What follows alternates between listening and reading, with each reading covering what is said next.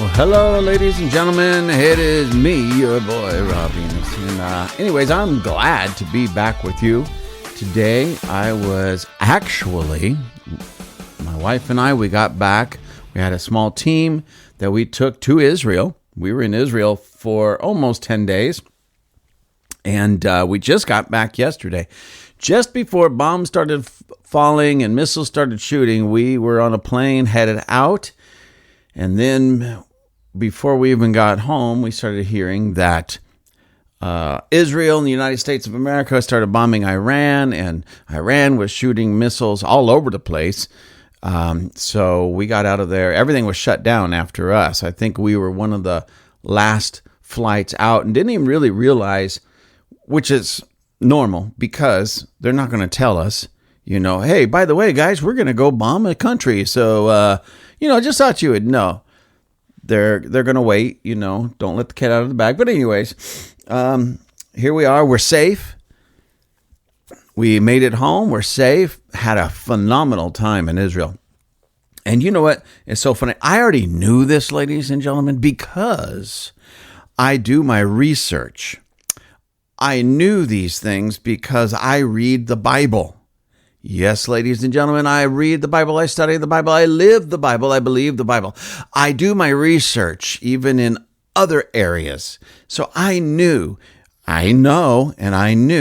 Israel was going to be safe, it's going to be fantastic, it's going to be wonderful. Israel that you see in the American media and many of the world's medias is not the Israel you go visit. Okay, it's a wonderful thing. So, Tucker Carlson, if you ever hear this, just know that when you go to actually go to Israel and you spend some time there, not just do some gaslighting, backstabbing, un-American, unpatriotic, foolish, stupid interview at the airport, and you don't leave and you don't see the sights, you don't actually meet the people and see for yourself what is or is not happening in Israel. Well, you're just spreading lies. Okay, so Tucker, just get out there, go to the Western Wall and see the people, both Jews and Christians, praying. Go to some of the holy sites and see the Arabs and the Christians and the Jews all there at the same place at the same time. We were, of course, we ate a lot. I love to eat, ladies and gentlemen, and Mediterranean food there in Israel, Israeli food. Oh my gosh.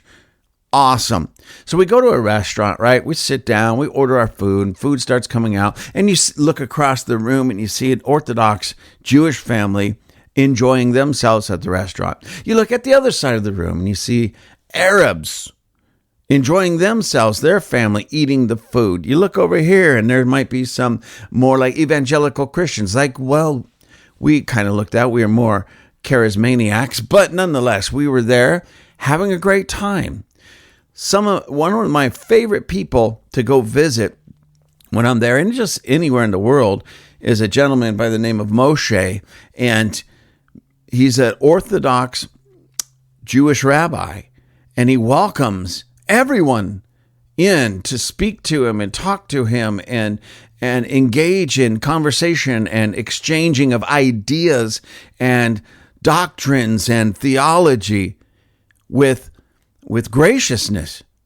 Not the picture that Tucker Carlson keeps trying to paint, not the picture that Candace Owen tries to paint, but nonetheless, we had a phenomenal time in Israel. I mean, really a phenomenal time. Our guides were over the top fantastic. And we got to kind of customize this, we did customize this tour. It was a small group of us. We picked where we wanted to go. We picked where we didn't want to go. And we had a phenomenal time, an educational time. We saw things there that we've never seen before. We went places we've never been before. And I've been there several times, over to Israel several times. And there's places that we went that we've never went before. And it wasn't on the bus, off the bus, on the bus, off the bus, on the bus, off the bus. We actually got to go in and spend some time at these sites and these different places and these digs and spend time with the people. So it was a fantastic time, ladies and gentlemen. Don't listen to the media. And all of you young as Rush Limbaugh used to say, minds full of mush. You young people that are in high school or going off to college, you young people with those minds full of mush that aren't fully formed yet. Stop listening to your teachers and your professors when they bash and put down Israel. I'm just going to be as blunt and as kind as I know how to be in a moment like this. They're lying to you. So don't become one of their sheeples, just foolishly following their nonsense because they're flat lying to you.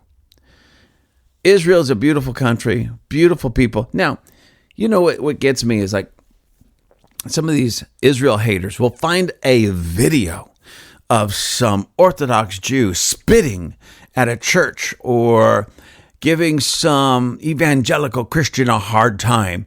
Does that happen? Oh, yes, it does happen.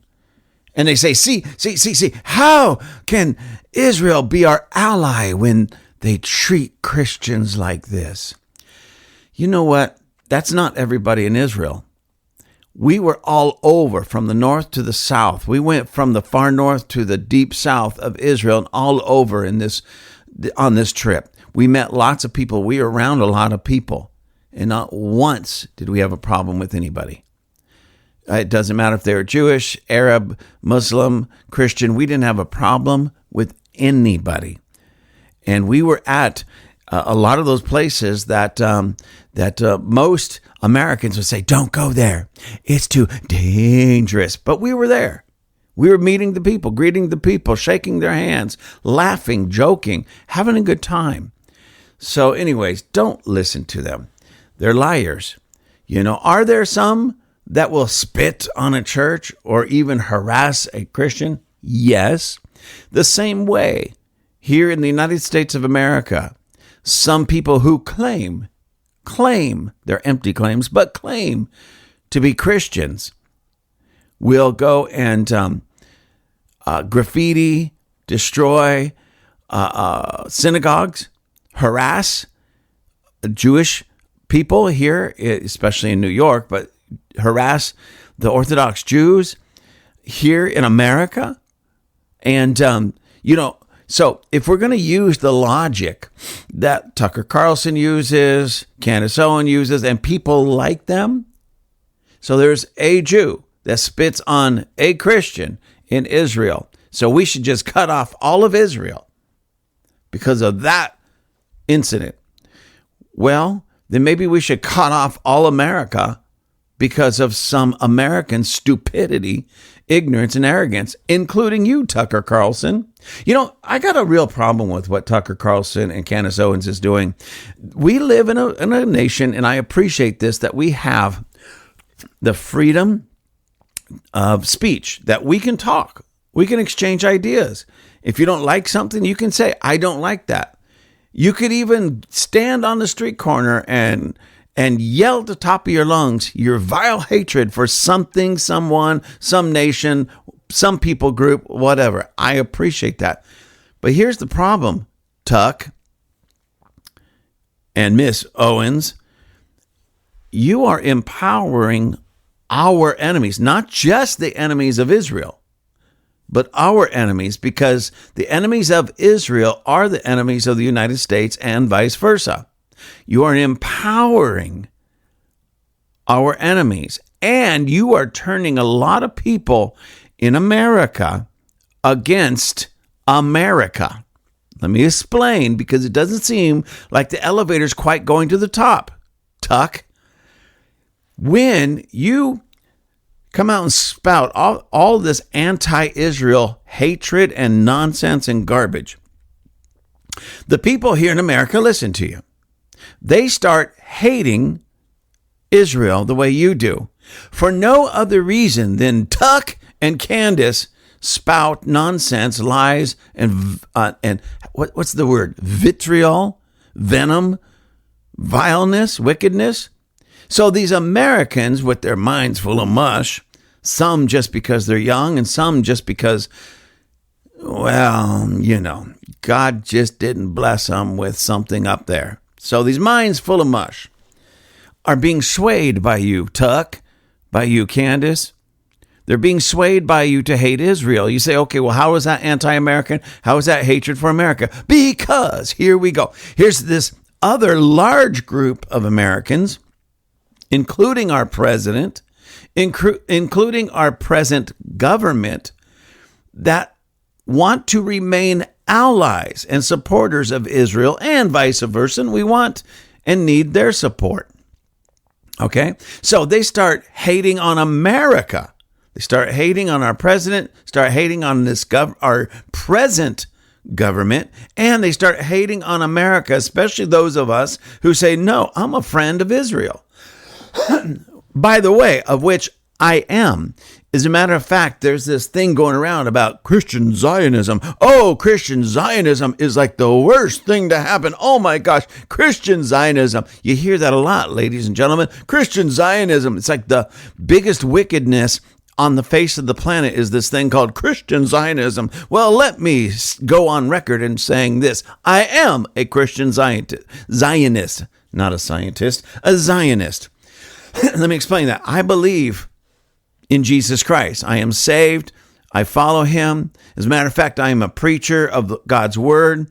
I am a Christian because I follow Christ. I'm a Zionist because a Zionist is simply this. Now listen to this, Tuck. Listen to this, Candace. Listen to this, all you bums out there that think differently. A Zionist is someone who believes that the Jewish people belong in the land of Israel. That's it. It's their land. It's their land, so they belong there. That's a Zionist. So I'm a Christian, a believer in Jesus, who believes that the descendants of Abraham, it's their land. The land that we call Israel is their land. That's a Zionist. So I'm a Christian Zionist, of which everybody should be, because it's so clear in God's word. As a matter of fact, ladies and gentlemen, let me take a moment to read to you from the Word of God, from the book of Genesis, the very first book of the Bible, Genesis. And I want to read from chapter 12. Now, you'll find this truth in other places of the scripture, but I just want to read from chapter 12 of Genesis, the book of Genesis, from the Holy Bible. And Tuck, listen, you can contact me. I will send you one of these beautiful books that says Holy Bible. Read it. I suggest you read it. Get a copy. If you need one, let me know. I will send it to you. Candace, same thing. I will send you a Bible if you promise to read it. Okay? Now here's Genesis chapter 12, verse 1. Now listen to this, ladies and gentlemen. This is going to blow your mind. This is so new. I just uncovered it this morning, okay? And this, I don't know why everybody's all huffing and puffing because, well, we just need to get back to God's word. I found this just this morning, ladies and gentlemen, and I'm going to read it to you. I'm going to share a mystery with you. In Genesis chapter 12, starting verse 1, it says, Now the Lord, that's God, by the way, God, creator of the universe, the one who made it all, says this to Abram. And by the way, Abram is Abraham's earlier name. God changed his name from Abram to Abraham. This is when he's still called biblically and otherwise Abram. So he says to Abram, get out of your country, from your family, and from your father's house to the land I will show you. I will make you a great nation. I will bless you and make your name great, and you shall be a blessing. I will bless those who bless you. I will curse him who curses you, and in you all the families of the earth will be blessed. So Abram departed as the Lord had spoken to him, and Lot went with him. And Abram was 75 years old when he departed from Haran. So you see this so far, right? God himself says to Abram, hey, Abram, get out of this place. Take your family. Leave your family's, your father's household, but take your immediate family and go. I'm going to show you where to go. God himself said, I'm going to show you where to go, and I'm going to give you this land. And anybody that blesses you, I'll bless. Anybody that curses you, I'll curse. So number one, why should America stay allies with Israel? Because I, for one, don't want to be cursed by God. I want to be blessed by God. One of the best ways to get blessed by God, bless Israel. You know, and before I go on, I'm going to read a little bit more. But before I go on, you know, Tucker Carlson keeps bringing up this stupid point. And every time I hear it, I just slap my forehead and go, you know what? I could have had a V8 moment like, oh my gosh, is he really? You know, and then suddenly I become Jewish. Oi! You know, because at his foolishness and his ignorance. And he says, so are you saying that we have to support the Israeli government and all that they do? And he has that look on his face of deep concern when he asks this stupid question. That is one of the dumbest questions. Let me take you back, Tuck. Let me take you back, Candace, to just, 2 years ago, 3 years ago? We had a horrible president. Horrible president. He's a horrible man, a terrible president, doing all kinds of nonsense and wickedness in the United States of America towards the American people. It was terrible times under Biden. And I was disgusted with my president back then. I was disgusted with his cabinet, the government at that time. I live in California. I am disgusted with my governor. I am disgusted with with Sacramento, what we call Sacramento, the present government of California. Disgusted. But I love California and I love the United States of America in spite of having had a terrible president and in spite of still having a terrible governor. Why is that so hard to understand, Tuck? That you can actually have a deep, passionate love for your country and still not like who's in the White House or in the governor's mansion. They're not mutually exclusive. That's such a dumb, and it's that whole gaslighting, trying to catch people off guard, ladies and gentlemen, when they ask this, so that people get caught off guard. Oh yeah. Oh, I don't like him either. I don't like this person. I don't like that person. So if I don't like Netanyahu, if I don't like all the decisions he makes, I can't like Israel. Oh yeah, I get it now. Well, let's follow along the same suit.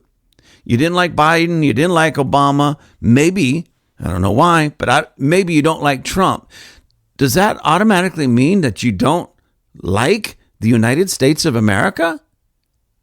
To which, if you say yes, then get out. Go to Iran right now, okay? Just go to Iran. But anyways, off subject. You can not like what leaders are doing in a nation and still love the nation. Why? Because primarily, among other things, it's the people. Ooh, and here's another one. Well, the people in Israel right now, they're not the same people that were around at the time of the Bible. Of course they're not. Those people are all dead.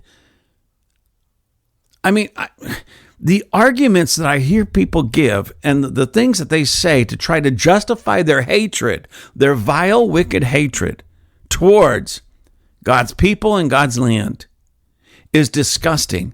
They're not the same people because they're not supposed to be the same people.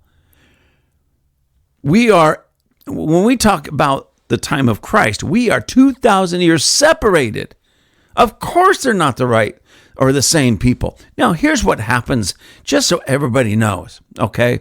Modern Israel, let's go jump 2,000 years into the future to today. I'm talking about from the time of Christ, 2,000 years ago until today. Okay, so the Jewish people were pushed out of the land for many years. Not 100%. There was still a remnant in the land, but most of them were pushed out. A lot of them went, different places of the world. Some went into Asia. Some went up into places such as Turkey. Some went into Europe, Eastern Europe, Poland, Russia. Some went into Africa. Now, in 2,000 years, those Jewish people, at some point and in some way, intermarried with the cultures and the places that they were in. Okay, now listen. But many, maybe not all, but many still kept their Jewish identity. Jewish religion on some level. They understood who they were. So that since, say, 1948, because that's the magic year that everybody says, see, Israel became a country in 1948. Okay, 1948. Since 1948, people have been doing what they call aliyah, coming back into the land. Now, here's the beautiful thing about Israel. Very much like the United States of America, where it's a great melting pot. I was just there. I saw people in the land. They had very dark skin, and they looked almost African. I saw people with olive skin, certainly olive skin. So they looked more like that Middle Eastern. As a matter of fact, I know a lot of people say, well, the original Jews were African. Ladies and gentlemen, they're not white like me, certainly not white. That I know. I'm not trying to push a white agenda when it has to deal with Israel. Not at all. But they weren't black the way we know black. Let me explain to you why, ladies and gentlemen. Because Abraham originally, remember, he was the first, if you will, Jew. He's the one that started it all. Where did he come from? That's what the question that nobody likes to really talk about. He came from Ur of the Chaldees, which is modern day Iraq. I believe it's from Iraq or that area. He was certainly not a white guy. Okay, like me, I'm white. Okay, I just am. He had that olive skin. He was darker when working out in the sun in the summertime. He was probably a lot darker. Wintertime, when there's a lot of overcast and it's colder, a lot lighter. But he was Middle Eastern. Okay, not African. I'm sorry, ladies and gentlemen. I know that really hurts a lot of people's feelings. I don't know why. I'm more interested in truth than trying to fit somebody's agenda. No, he wasn't this blonde-haired, blue-eyed, European-looking guy that a lot of people think he was like, but he certainly wasn't. And this is just because I've seen this in people's homes and different. He wasn't a dark-haired African man or Jamaican-looking man with dreadlocks. Okay, he was a Middle Easterner from the Iraq, what we call modern-day Iraq area. You can find it. Look for Ur of the Chaldees. You can Google it, and it'll tell you where that is. And it's along the banks of the Euphrates River in the Middle East. He came from the east, not from the southwest, which would have been Africa. He came from the east. Anyways, I don't know why I'm on that. I think it's just because it frustrates me so much that so many people, it's across the board, so many people are like almost willing to physically fight over the color of Jesus's skin or the Jewish people's skin. What color? If some, oh no, they were all black, and I'll fight you if you say anything else. Some were like, no, he looked more like, maybe a Roman. Jesus looked like a Roman. He had lighter hair, light skin, blue eye. No. It's ridiculous, ladies and gentlemen. And here's what's going to be cool. If you make it to heaven, I know. See, God has a great sense of humor. He's going to show up looking like something that really bugs you. Okay. Anyways, that's a freebie. So back to this. So you can actually love the country. You can love your country. You can love Israel and disagree with the politics of whoever's in their White House or whatever they call it. So if you don't like Netanyahu, okay. But you are required, biblically speaking, to have a love and a passion for Israel, the Israeli people, and especially the land. I know a lot of people say the land isn't more important than the people. No, but there's a covenant that God had made with the land, and he gave it to a certain group of people. Okay, and those people are coming back making aliyah, coming back to Israel. And, Tucker Carlson keeps pushing this whole thing. Well, have them take a DNA test. Why, Tuck? Why? Well, because they may not be Jews, bloodline Jews in that sense. So what? So what? See, that's the question I just keep asking myself, and I ask other people, and nobody's been able to answer this. So what? Netanyahu, he's from Poland. So what? He's come in and made a covenant, if you will, with the God of Israel and with the land of Israel. So now he's part of the people of the land. Doesn't matter if he's Polish. Just like there's a lot of people there. Doesn't matter if they're European. Doesn't matter if they're African. If they claim the same God as Israel. And here's the funny thing. As a matter of fact, let me try something, ladies and gentlemen. So give me a moment. I'm going to ask Chat GPT. I know I don't put all my eggs into the Chat GPT basket, but it's a good tool. So I'm going to ask it, how many, I'm typing as I'm talking slow, so bear with me. How many citizens, how do you spell citizens? There it is. Citizens of Israel have Jewish DNA? Question mark. Let's see what happens. It's going now. It's smoking, ladies and gentlemen. It's getting the information that we need. It says Israel does not collect or publish DNA data on religion or ethnicity. Okay. Let's drop down where they actually have numbers. As of recent demographic data, about 73% of Israel's population identifies as Jewish. Israel's total population is roughly 9.8 to 10 million, so that means 7.2 to 7.4 million Jewish citizens. So upwards of 73% of the people that are citizens, they live there in Israel, are of Jewish descent. Is that good enough for you, Tuck? Is that good enough for you, Candace? Is that good enough for all you haters out there?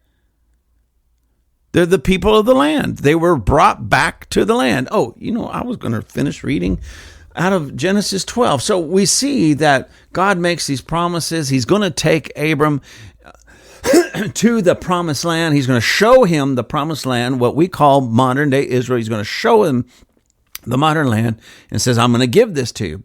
In verse 7 of that's Genesis 12, verse 7, the Lord appeared to Abram and said, to your descendants,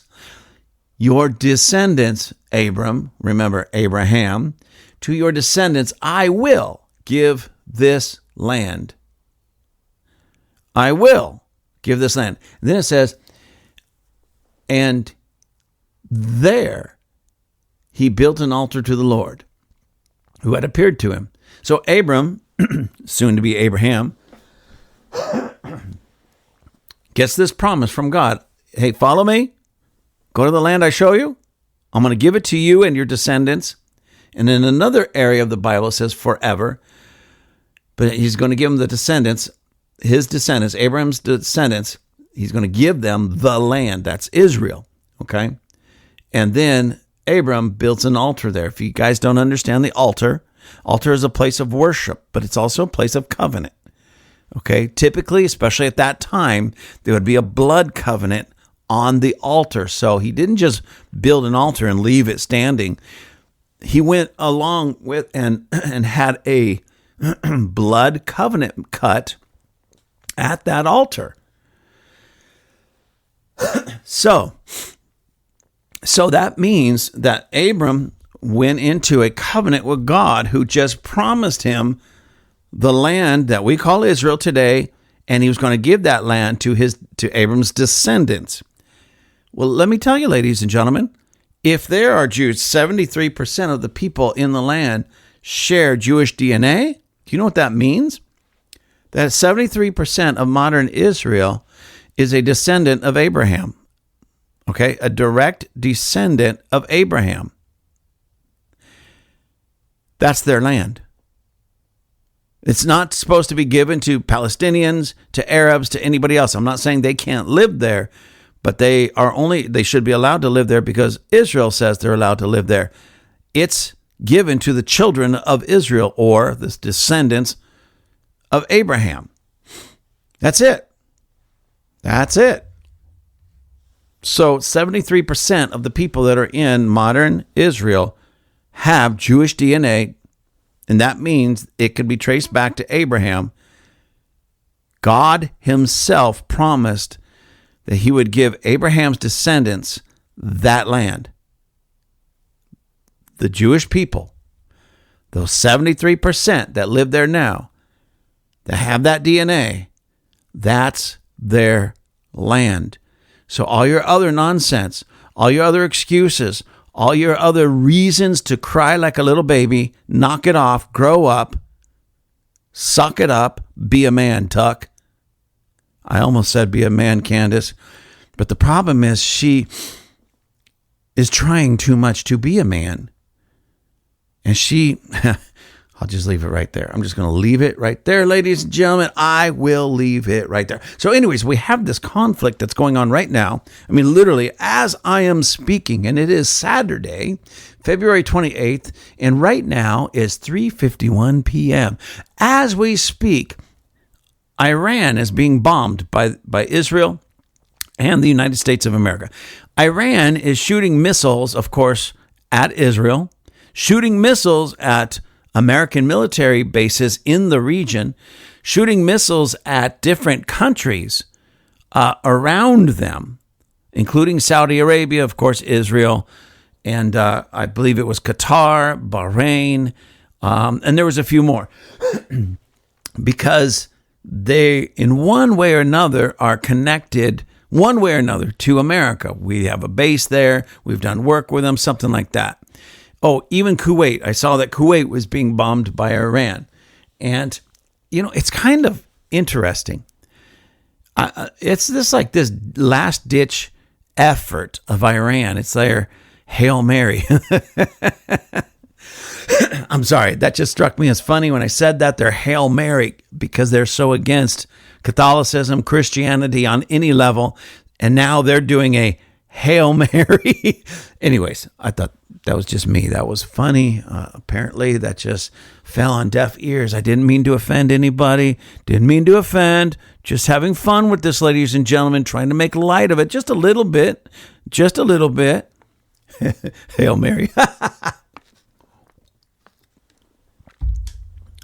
Anyway, so their Hail Mary is lobbing all these missiles at these different bases, these different countries, these different ones. And that's the kind of action that people, whether it be an individual or in this case a nation, individuals in the nation, a leadership in the nation, because the people of Iran, the common citizens, the folks on the street, they're loving this. They're crying out, please, Israel, do more bombing. United States, do more bombing. They finally see freedom coming. Oh, and the Ayatollah, what's his name? Ayatollah. I don't know why my tablet's not opening. Oh, there it is. Let me see what is his. The reason, these guys in these different countries, especially when they're like dictators and everything, things change, things move. I don't even know what their names are anymore. So this supreme leader. Wait a minute. I kind of like that. I wonder if people start calling me supreme leader. Anyways, never mind. I'll talk about that later. Supreme leader Ayatollah Ali Khamenei supposedly reported that he is no longer with us, ladies and gentlemen. That is, Israeli bombs took out the Ayatollah Khamenei and his tyranny and his dictatorship and his that whole Islamic nonsense garbage regime is dead and gone in a pile of rubble. And you know what? I consider myself a decent human being. And it's saddened. I'll be honest, it saddens me that we have to get here to get people free. it saddens me that this is what it comes down to. Because if we didn't do anything, we'd let this murderous dictator continue there. And he is one of the biggest supporters of terrorism against the United States of America and against Israel. He is responsible for the murder of lots of American citizens, Americans, and a lot of Israelis. So to continue and just let him do this, and he's been actively seeking after and trying to develop a nuclear weapon, which many believe he's there. I just don't think that they had yet the capability to deliver it the way they wanted to. But from what I understand, they have one or are super close to creating a nuclear weapon. And what did he say? He's been saying for years that as soon as they get one, Israel's gone. And if he could, he would get one to the United States. So is this bombing? Is this war? I don't even know if war has been officially declared, but is this war justified? Most certainly. Most certainly. Let me try to put this in perspective, because I've seen a lot of people, this isn't justified. He didn't do anything to America. Well, yes, he did. Google it or ChatGPT it. Find out what he's responsible for. Murder and death in his own country. We just saw upwards of between like 30 and 50,000. Some of the numbers are coming out that just of late, there's been protests in Iran, okay, after Israel and the United States bombed their nuclear facility. The people started getting happy and going out into the streets and dancing and shouting and having a good time, like thinking that it was all over for them. It wasn't, just the nuclear site, and he started killing. Upwards of 30, the numbers vary, but it's around 30,000 that we know of that he has murdered in retaliation. His own people, by the way, his own people. He's a terrorist sponsor, meaning he pays other people to go do his dirty work because he's too much of a coward to get out of his shelter to come and face anybody. And now he died probably there hiding from Israeli missiles and bombs. I hate that it gets to this, but it needed to happen for the safety of the United States, the safety of Israel, and the safety of everybody else. Because look here's his Hail Mary. Bomb the countries and the people and the places around him that look like him, sound like him, and share his same religion and beliefs. This was a demented, sick person. Sick, demented. And quite frankly, good riddance.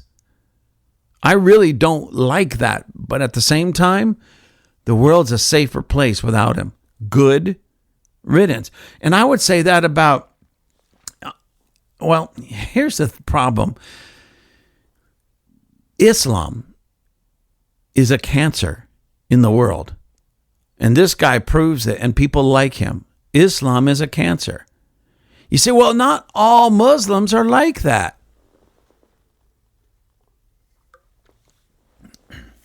Remember in October 7th, 2023, terrorists come out of Gaza into Israel and start murdering, raping, killing. And a lot of people say, well, that was just Hamas, a few radicals.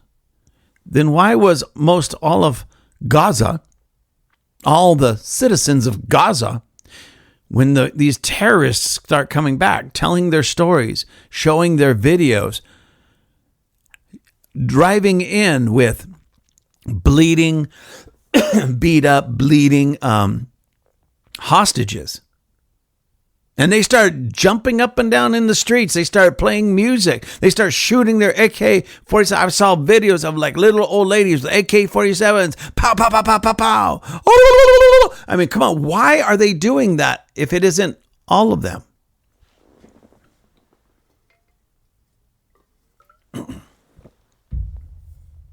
That's disgusting. I mean, it's disgusting. Excuse Excuse me, I have something in my throat that I'm trying to get out. Anyways, that's disgusting.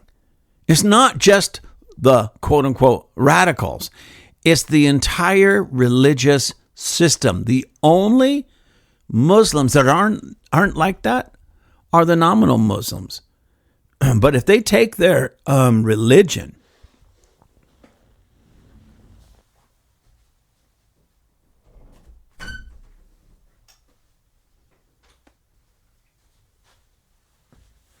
seriously,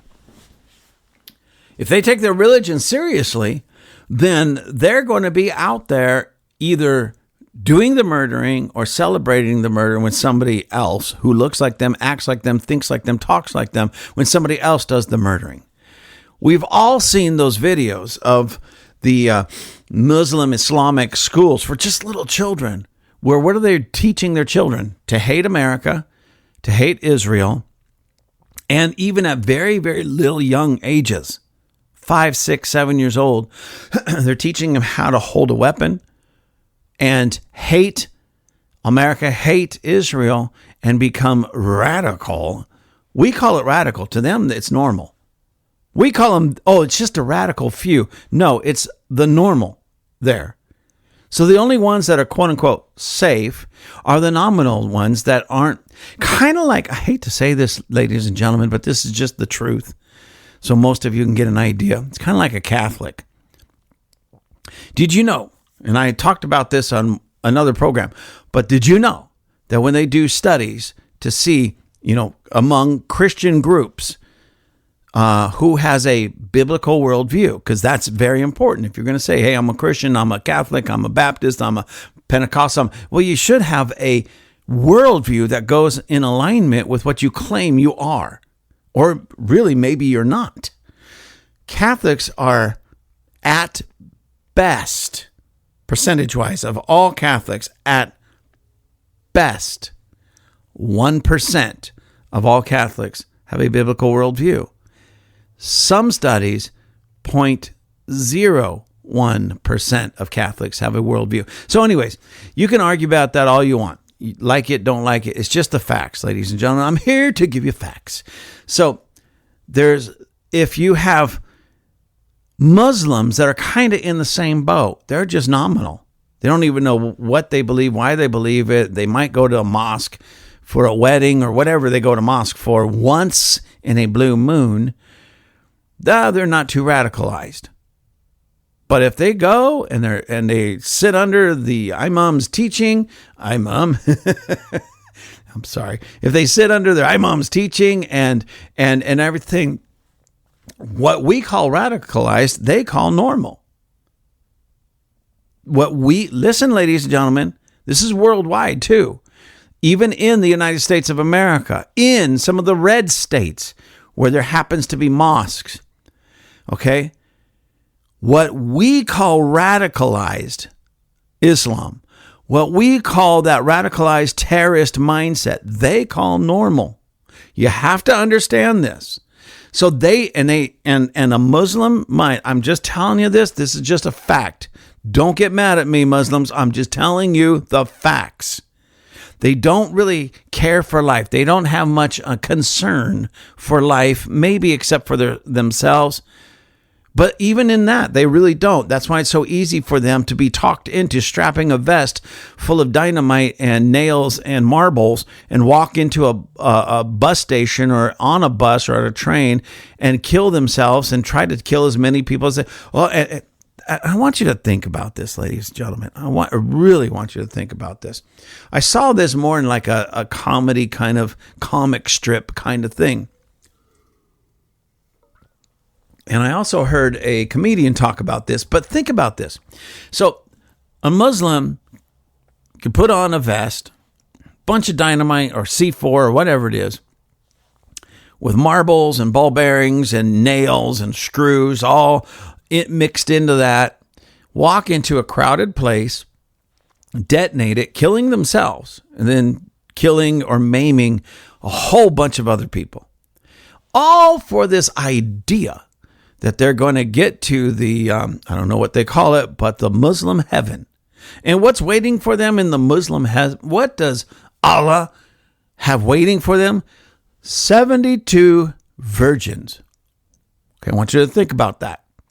To a lot of men, that might sound phenomenal. It really might sound great.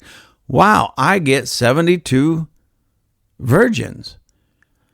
But I want you to think about how absurd that is. For just a moment, think about it, how absurd that is. Okay, you're going to spend eternity with these 72 women.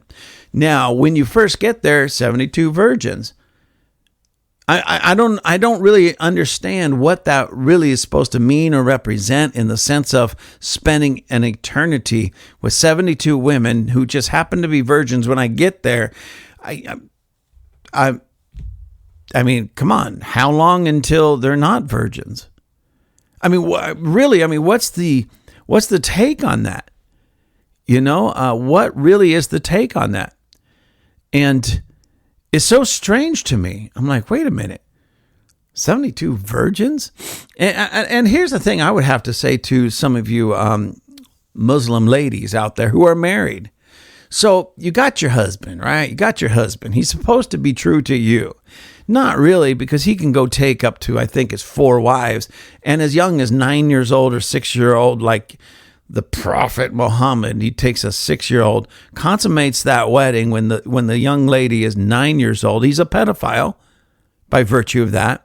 And your husband, Muslim ladies, can do the same thing, which tells me he's not really into you if he truly does that. If he truly goes after another woman, he doesn't really fully care about you. He's just a pervert.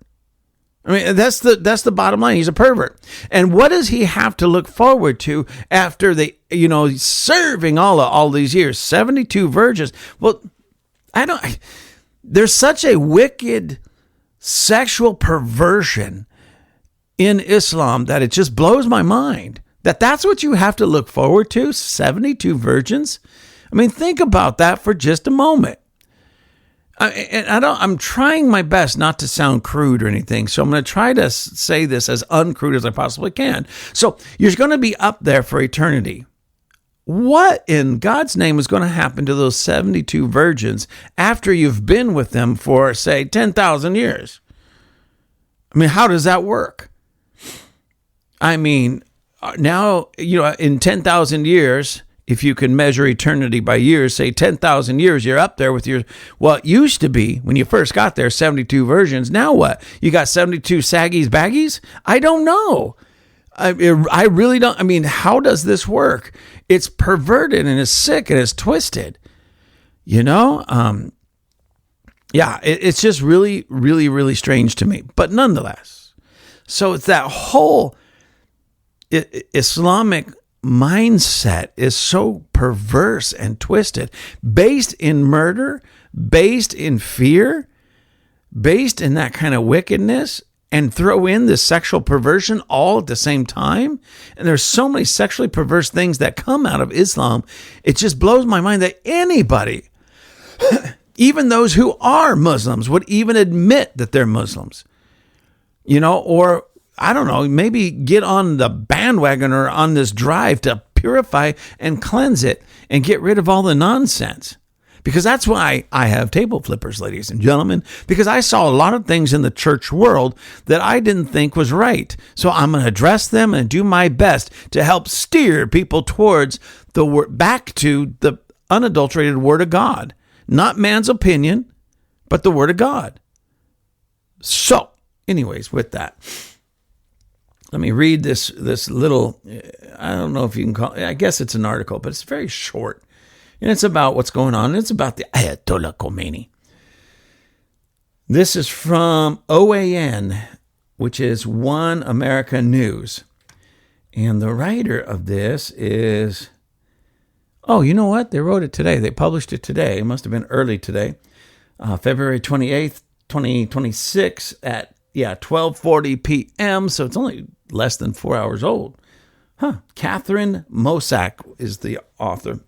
High-ranking Israeli officials have reported that Iranian Supreme Leader Ali Khamenei was killed in an Israeli strike carried out as part of a joint military operation with the United States dubbed Operation Epic Fury. Now listen to that, ladies and gentlemen. Operation Epic Fury. Doesn't that sound like a movie or something from like the 80s? Anyways, Operation Epic Fury. Multiple officials familiar with the overnight strikes told sources such as The Independent and Axios on Saturday that the strikes on Tehran killed the Iranian leader. The 86-year-old, reportedly deceased supreme leader, has ruled Iran for 35 years, making him one of the longest-serving authoritarian leaders in the world. Israeli Prime Minister Benjamin Netanyahu has said there are growing signs of Khamenei is gone. However, Iran Foreign Ministry spokesman Ismail, how do you say these people's name? Baghi,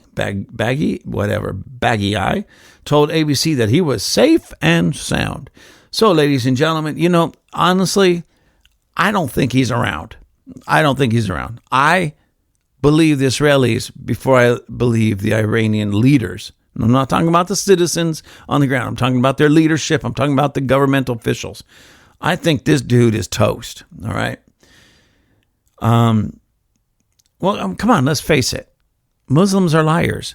They have it in their own doctrine, in their own Quran, that it's okay to lie. And as a matter of fact, they encourage one another to lie if it will promote Islam's ideas and ideals. And so they're all going to use that, right? They're not going to admit that this guy is dead, that he's now pushing up. Well, he's not pushing up daisies because they're bombing the daisies too. But nonetheless, that he's, I don't know, what do they do with them after they die like that? Anyways, he's off with his virgins. They're not going to admit to that. They're going to lie because that's in their own doctrine. That's in their Quran. That's what they teach. That's what they live by. They live by the lies. If that lie can promote Islam or expand Islam or protect somebody who's an Islamist, they're going to do it. So who are you going to believe? I actually believe he's gone, but let's give him the benefit of the doubt. If he's not gone, he soon will be. Okay, because they're going to turn everything that guy would hide in, run to, live in, they're going to turn it into a parking lot.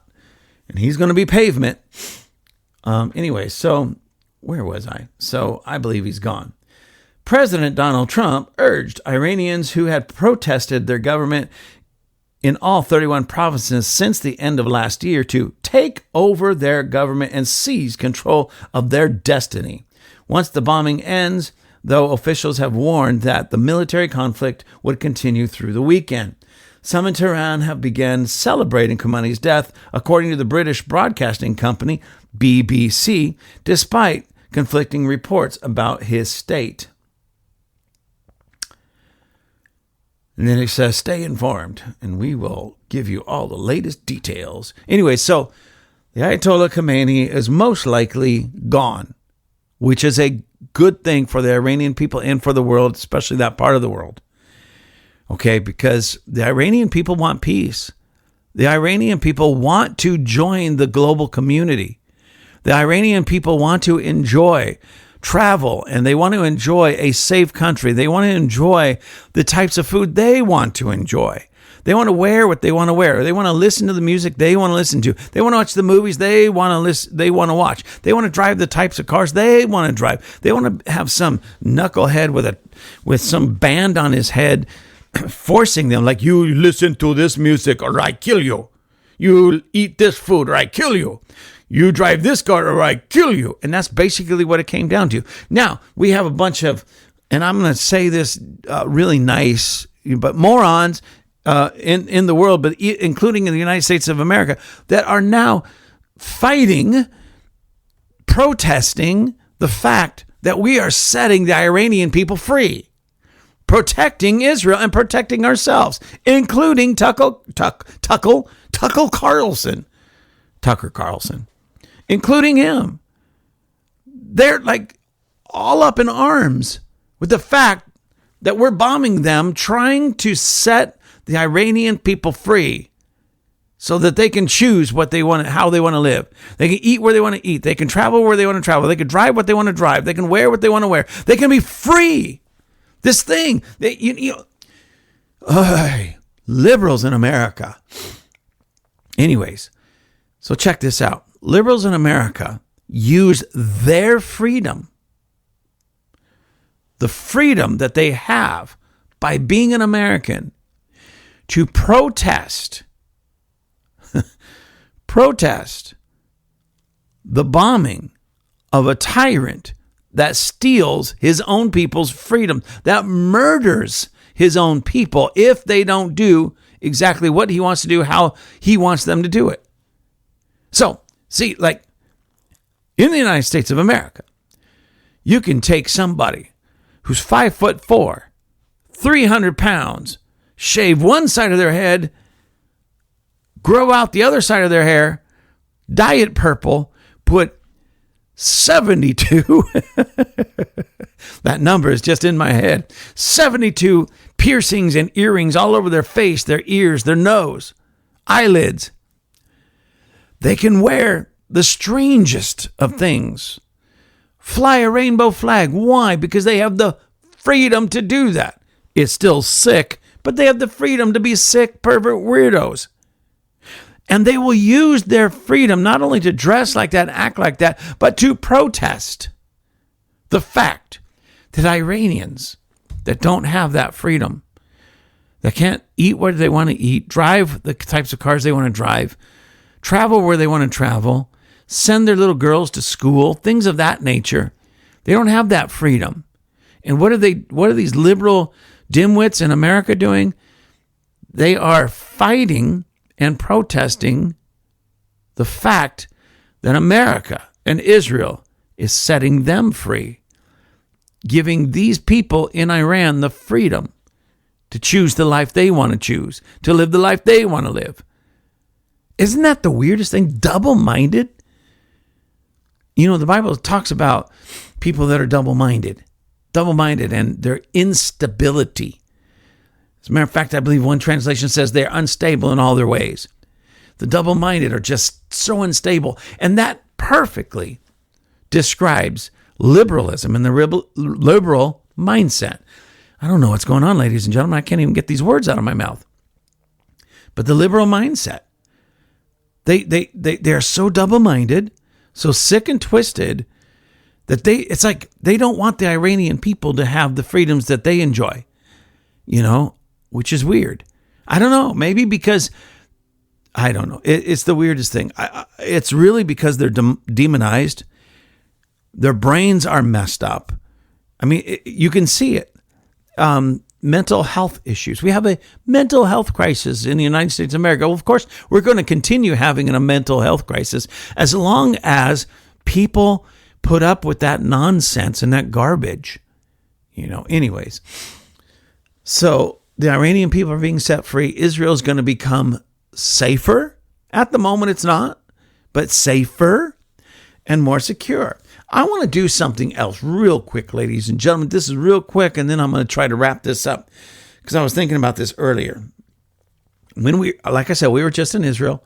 We learned a lot. We saw a lot. We went to the memorial where they called it the Nova. What was it? A concert? Anyways, whatever it was, Nova something. That was the concert, kind of like kind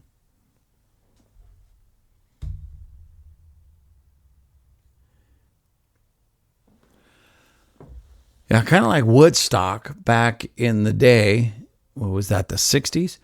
About mid 60s here in the United States. It's just big old love fest and music festival. Well, Nova there in Israel, near the Gaza Strip. It's very close to the Gaza Strip. Very close to an entire, city full of terrorists.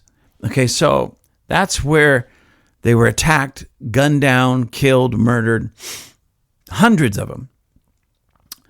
And so we were there. We saw it. We know it happened. We know it went down. We saw the memorials. We read the stories. We saw even some of the videos. Okay, and It got me thinking, ladies and gentlemen, because there's a lot of people that, free Palestine.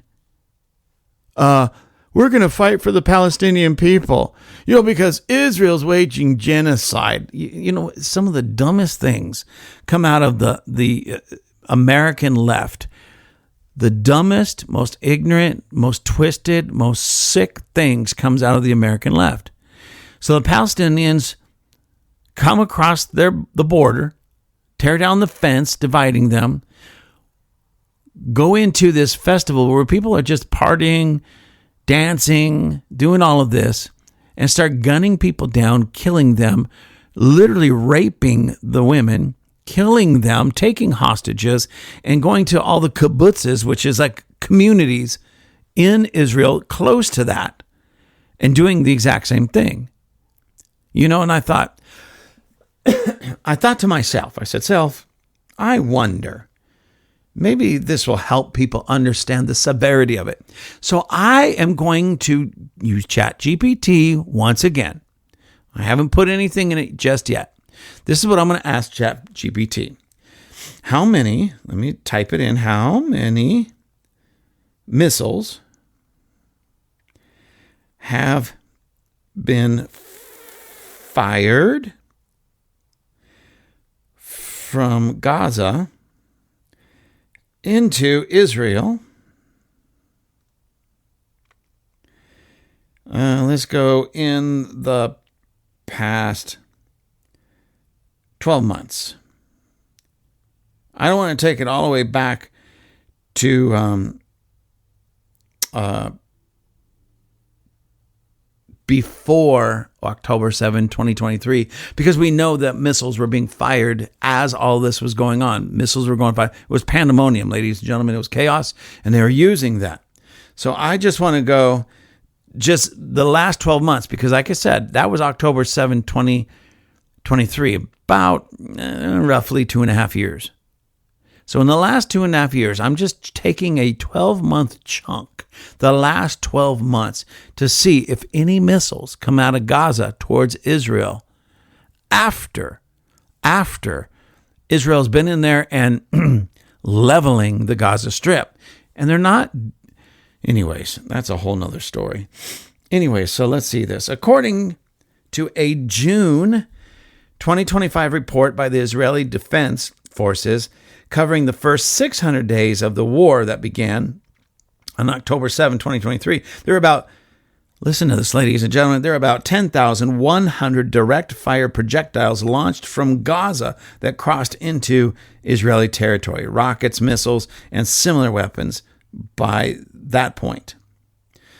That same report noted that as of mid-2024, a total of roughly 19,000 rockets had been launched, mainly from Gaza into Israel since October 2023. And that the past 12 months period, so going back, let's see, February 2028, 2026, so between February 28th, 2025 and February 28th, 2026, this is how many rockets have been launched at Israel from Gaza. Okay? This place that you guys are so worried about and whining about and think that there's a genocide. Well, if there's a genocide, how are they still able to shoot all these rockets? 8,345 launches cross into Israel in the last 12 months. So, with all this genocide going on, that you guys claim this genocide is going on, they're committing genocide, there's at least one person still alive there, sitting on a pile of rockets that's launching them, over 8,000 of them in the last 12 months, into Israel. Now, I'm just crunching some more numbers here. So that was 8,000. How much was it? I'll just go 8,300. I think it was 83. And I'm going to divide that by 12 just so we can see how many were fired every month, roughly. Now, this is an estimate. There may have been some more, some less, but that's 692 rockets every month for the past 12 months, ladies and gentlemen. And you wonder why. You wonder why. You got all these dumb, mind full of mush kids and their leftist professors and these morons that sit in their mama's basement, or these people that are not smart enough to put two and two together and look at the truth. They'll just look at the truth, do their own research and look at the truth.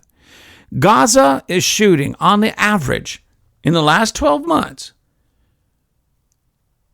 almost 700 missiles a month, 691.66 to be exact. So for all intents and purposes, 692. But I'm going to be nice to the Gazans. I'm going to be so nice to the Palestinians, to those Gazans in that Gazan strip. I'm going to be so nice to them. I'm just going to round the number down to 690. Okay, that's just an easy, at least 690 on average missiles every month for the last 12 months being fired from the Gaza Strip into Israel in the hopes of killing Israelis. Oh, here's another thing.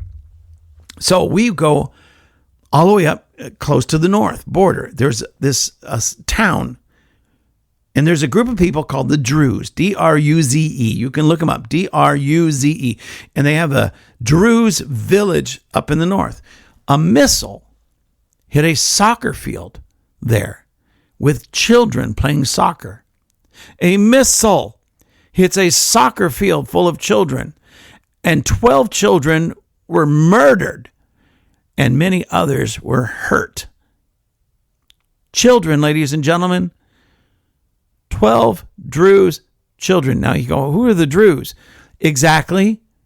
They are people that aren't even involved in any of these conflicts. They're not directly involved.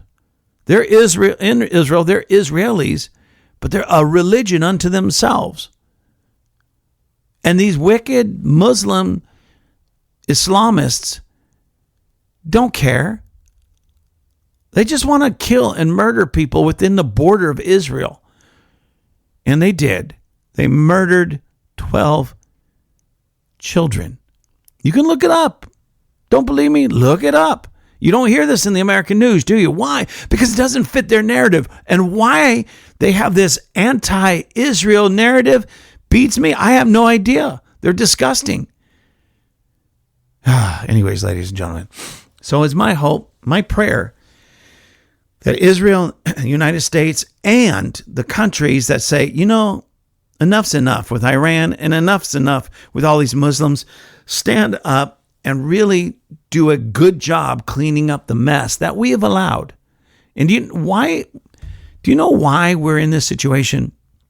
Because for so long, not just in America, but especially through Europe, we've had all these PC, politically correct leaders who are more concerned about putting men in dresses, men in dresses in women's bathrooms than they have dealing with the wickedness that was growing in places such as Iran and other places, Venezuela.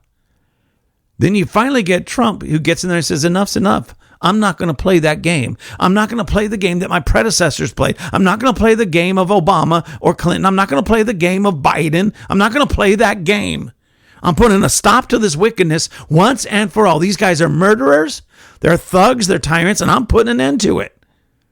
And then instead of celebrating this, they're protesting it. Instead of celebrating along with the Venezuelan people, the citizens, and celebrating with the Iranian citizens, we got dim-witted morons, minds full of mush, and I'm being nice with that. They got other things in there that might be mushy. I'll leave it at that, ladies and gentlemen. They're protesting, saying, that's wrong, that's bad. You can't do it. The Bible speaks into this. There come a day, it says, when there'll be those who call good evil, and they call evil good. And we're seeing that with the American left, and we're seeing that with the left in general, regardless of where they're at. They can be in South America, they can be in North America, they can be in Europe. Doesn't matter. The left is evil and wicked. And what's so twisted about them is they actually think they're doing good. They actually think they're on the right side of this? Well, ladies and gentlemen, it's in the word. Left, right. If they want to get on the right side of it, well, get on the right side. I met a man. We were introduced to a gentleman that survived the October 7th massacre. He lived in a kibbutz. And what they did was they heard all the sirens and everything. So he runs down and he closes the kibbutz has a big gate, security gate that'll keep. It's very difficult to even ram it with the car to break it down. So they closed it, even though all the electricity was shut down. So they had to force it shut. And then he and several others stood guard at the front gate. Well, the terrorists came up, shot one of his guys in the head. Thank God he's still alive. It just kind of grazed him, but shot him in the head. And somebody shot that guy dead. And there was a little bit of a gun, like a firefight, but they stood their ground. And do you know what these cowardly terrorists did? When they saw that somebody was standing their ground and actually shooting back, that they had the weapons to stand their ground, they packed it up and left because they're cowards, and that's what cowards do. Cowards attack innocent civilians, innocent citizens, early in the morning or late at night, that are unarmed, ill-prepared. But these guys, they fought back. And what do cowards do? They run when somebody fights back. So, and this is what he told me after I met him. We were sitting there having lunch. He told us all this. He told us, I used to be very left-leaning, and even there in Israel, they have the left and the right. They have the conservatives, they have the liberals. So basically, he was saying, I was very liberal in my thinking, very left-leaning until this happened. Now, I'm way more right-leaning. And what does that mean? See, the left thinks that you can appease evil, wicked people, murderers and thugs. That you can appease them.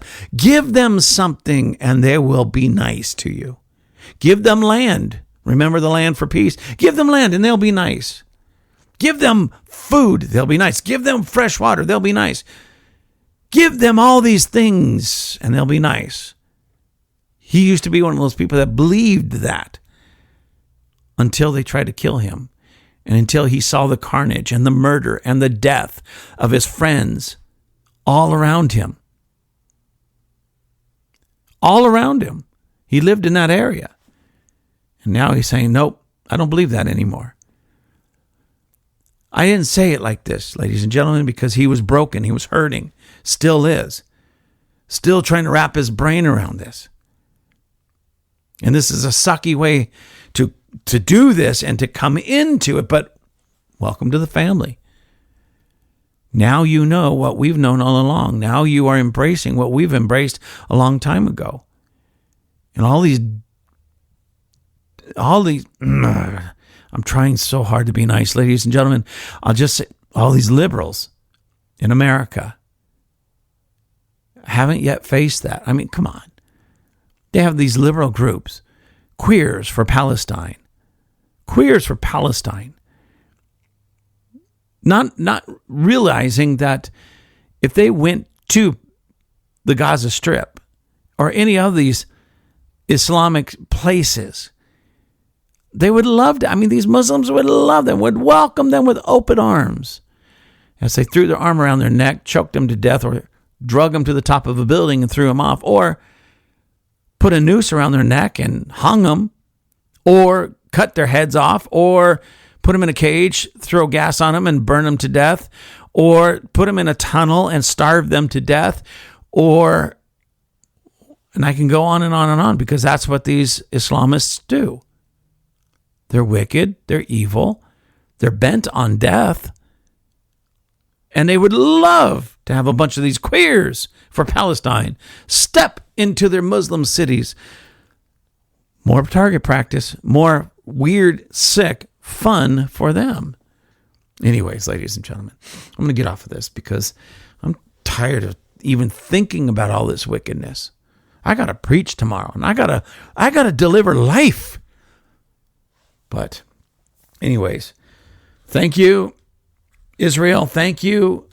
United States military, thank you, President Trump, for standing up and taking out another dictator, another tyrant, and bringing those murderers, rapists, and sickos to an end.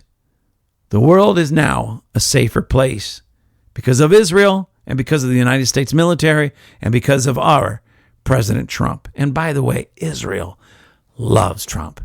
But we'll talk about that again some other time. God bless you all. I hope you have a fantastic Sunday. Go to church. Go to church. Have a great Sunday. God bless. Thank you for joining us at Table Flippers. Table Flippers Podcast is a ministry of Greater Works Christian Church in Lancaster, California. You can find us on the web. You can find us on Facebook. You can find us on Instagram. Look for us at Greater Works Christian Church or Table Flippers. I hope to see you soon.